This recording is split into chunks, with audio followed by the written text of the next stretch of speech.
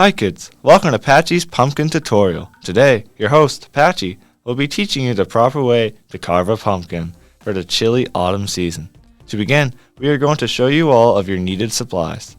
First, you will need a pumpkin, of course. Patchie likes to grow her own pumpkins in a great big garden. Next, you will need your safety supplies.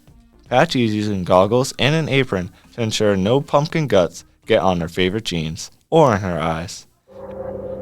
You will need to get your carving tools. With these things, you will need to be extra careful. Patchie is going to start by cutting the top of the pumpkin off before removing all the insides.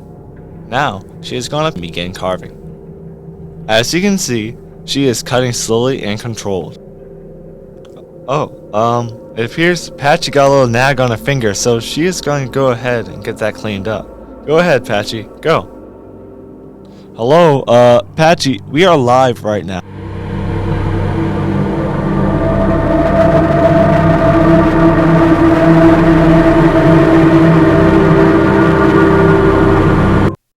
Happy Halloween, kids. Carve your pumpkins carefully.